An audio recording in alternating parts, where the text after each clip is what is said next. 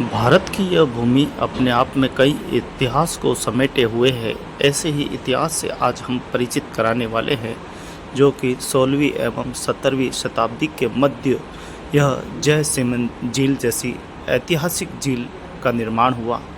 पूरे विश्व में ये मीठे पानी की दूसरी झील है, जिसे देखने के लिए पूरी दुनिया आती है। और ऊपर वो दिखा रूठी रानी का महल है।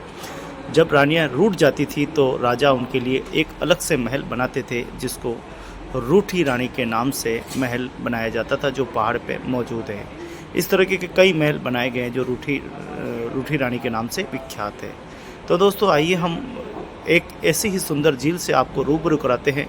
उदयपुर से करीब 25 किलोमीटर दूर ये ऐतिहासिक झील, जो कि मानव निर्मित झील है, जिसे इंसानों ने बनाया है। हालांकि यहाँ कालांतर में पहले थोड़ा पानी भरा रहता था, लेकिन वो पानी बहकर जो गुजरात के अहमदाबाद की तरफ चला जाता था। जब जब इस पानी में आया था, जब जब आप देखेंगे कि अहमदाबाद में बड़ी स्तर पे बाढ़ आई है। इस पानी को रोकने की पद्धति 16वीं शताब्दी के मध्य जो महाराणा राज सिंह जी के समक्ष आई थी कि इस पानी को कैसे रोका जाए। बात करें यहाँ पे पानी की आवक की, तो आपको बता दें कि उदयपुर के सबसे बड़े पानी के स्रोत हैं। 9 नदियाँ और 99 वेले इस झील में गिरते हैं, जिससे इतनी तेज़ गति, एक नदी का पानी आता तो आप समझिए कि बाढ़ आ जाती है। इसमें 9 नदियाँ पानी की गिरती है। इसका क्षेत्रफल अगर बात करें तो लगभग 35 किलोमीटर के क्षेत्रफल में ये फैली हुई है। कई पहाड़ इसमें बिल्कुल टापू की तरह दिखाई देते हैं। ऐसी खूबसूरत झील है, जिसका नाम जय समन झील के नाम महाराणा जय सिंह जी के नाम पे जो है लिया गया है। आप देख पा रहे हैं कि ये कालांतर से लगातार जब से ये झील बनी है, 16वीं और 17वीं शताब्दी के मध्य, इस झील का निर्माण अगर हम देखें तो 1652 में महाराणा राज सिंह जी ने इस कार्यकाल को संभाला था।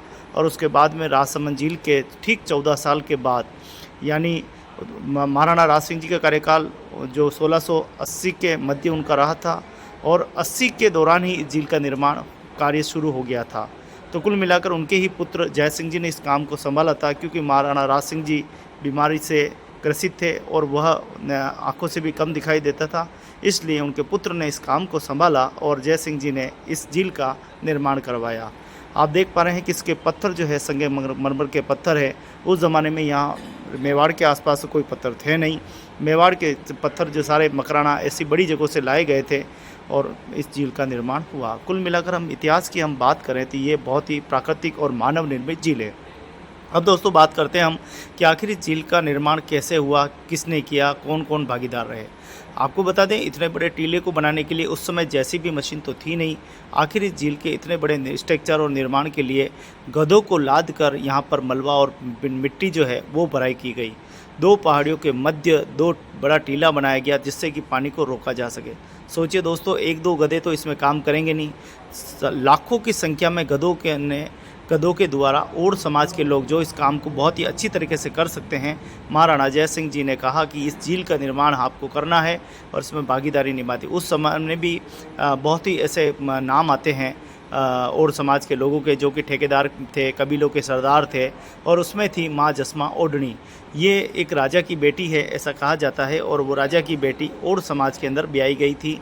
और वो एक लंबी कहानी है, वो कैसे ब्याई गई उसके एक पूरी एक दंत कथा है, उसको हम कभी बाद में आपको शेयर करेंगे। लेकिन बताते हैं कि जब यहाँ कबीला आए थे और महाराणा राज सिंह जी ने के नेतृत्व में यहाँ पूरी झील का निर्माण हुआ था, तब यहाँ लाखों की संख्या में ओड समाज के लोगों ने एक साथ मिलकर कई ऐसे टीले बांधे, जिससे कि पानी को रोका जा सके। आप देखिए, एक साल में थोड़ा टीला बनाया, दूसरे साल में और बनाया, तीसरे साल में, ऐसे करते धीरे धीरे ये पानी को रोका गया और आज ये पानी बिल्कुल विशाल झील के रूप में आपके सामने है।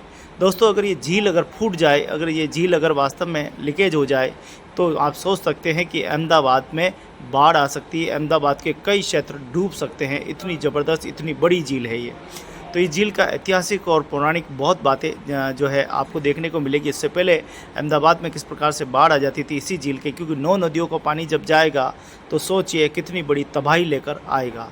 आज इस झील बनने के बाद आसपास के किसान, आसपास के जितने भी खेतीहार, जितने भी लोग पीने के लिए कई नहरें यहाँ से छोड़ी गई है, जिससे खेती और वगैरह सब अच्छे से हो जाती है, उपज अच्छी होती है, इससे आय भी बढ़ी है।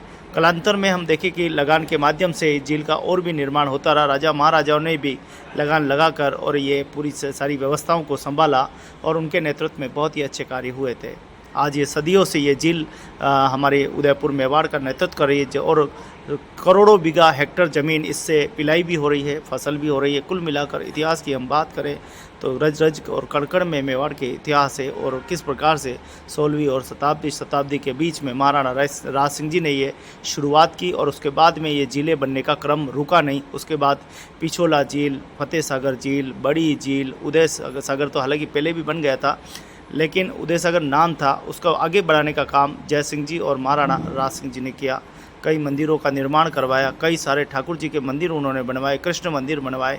कुल मिलाकर धर्म की अगर ज्योति जली है तो भक्ति जो आंदोलन है वो करीब 16वीं और 17वीं शताब्दी के मध्य ये बहुत ही अच्छा रहा। और उसके बाद में इस झील का पानी उदयपुर वासियों को तो मिलता ही है, पूरे शहर के लोग लगभग 1 फीट यहाँ का पानी पी जाते हैं। और ये इतनी खूबसूरत झील है कि इसको देखने के लिए हज़ारों लाखों की संख्या में लोग आते हैं। यहाँ कई मेले भी आयोजित होते हैं और जिसने ये झील के निर्माण में सहयोग किया, हम उनके लिए भी प्रार्थना करते हैं कि वो भगवान जो जहाँ भी स्वर्ग में हो, जिन्होंने योगदान दिया है उनको ईश्वर उत्तम लोक प्रदान करे।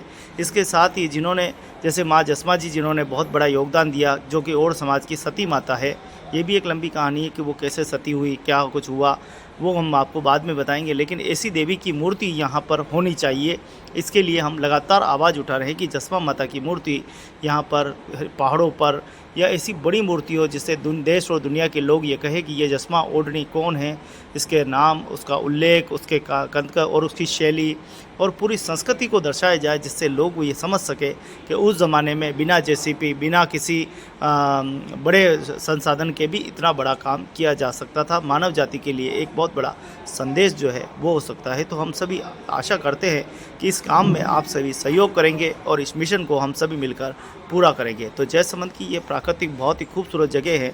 अगर आप मछली खाने के शौकीन हैं तो आप यहाँ पर मछली की बहुत सारी दुकानें हैं, आपको इच्छा है तो खा सकते हैं, नहीं इच्छा है तो दूसरा खाना भी बहुत मिलता है।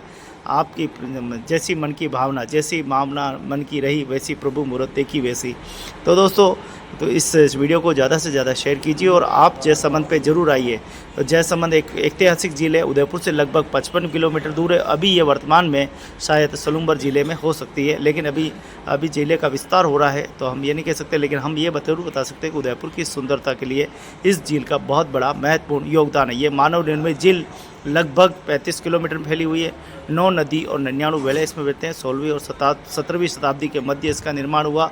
महाराणा राज सिंह जी के कार्यकाल में इसका निर्माण हुआ और इस नदी से बहुत ही लाखों हेक्टर ज़मीन जो है पिलाई होती है, किसानों की आय बढ़ रही है। पीने के लिए इस पानी को उपयोग लिया जा रहा है। उदयपुर की सारी जनता इसी पानी पर आश्रित है और बड़ी संख्या में अभी नई पाइपलाइन की डब्बी डाली जा रही है, जिससे कि और भी पानी में तेज़ी आएगी, क्योंकि लगातार शहर बढ़ रहा है और आने वाले समय में ये आसपास के शहर जो है, चाहे सलूम्बर हो गया और आसपास के गाँवों में भी इसकी सप्लाई पानी की जा रही है। आने वाले समय में पानी की जो खपत है वो भी बढ़ेगी। इसके साथ ही आप देखें कि झील का संरक्षण, झील समिति, कई यहाँ मछली उद्योग वगैरह ये भी बहुत ही अच्छे हैं। तो झीलों की नगरी का ये खूबसूरत दृश्य आप सभी को समर्पित है। देखिए दोस्तों, आज हम बड़े बड़े सीमेंट लगाकर बहुत बड़े बड़े आर्टिफिशियल बनाते हैं, लेकिन देखिए उस समय का आर्टिफिशियल देखिए कुदरत ने जो बनाया है, ये पहाड़ 1% भी लीकेज नहीं है और बिल्कुल आज भी ये पहाड़ खड़े हुए हैं, आज भी ये पहाड़ थामे हुए हैं। लीकेज हम तो बनाते हैं, लीकेज हो जाता है, लेकिन ईश्वर के यहाँ कोई लीकेजिंग का सिस्टम नहीं है। पानी देखो, इस जैसे हम खड़े हैं वहाँ से करीब 25-30 फीट पानी ऊपर भरा हुआ है, लेकिन लीकेज नाम की कोई चीज़ नहीं है। आप सोच सकते हैं कि कुदरत का करिश्मा कितना ज़बरदस्त है। कुदरत की आप देखिए, कुदरत की मेहरबानी देखिए कि पानी ऊपर भरा है, हम नीचे चल रहे हैं, फिर भी पानी हमारे को कोई क्षति नहीं पहुंचा रहा है। जबकि हम बड़े बड़े कुएँ टैंक बनाते हैं, उससे पानी स्लिप होकर बाहर निकल जाता है। इसीलिए कुदरत का धन्यवाद कीजिए और आज गंगे दशहरे के दिन माँ गंगा को भी प्रणाम कीजिए और विश्व पर्यावरण दिवस पर प्रकृति को बचाने का संकल्प लीजिए। बहुत बहुत धन्यवाद। जय हिंद, जय भारत, जय मेवाड़, जय महाराणा जय सिंह राज सिंह जी की।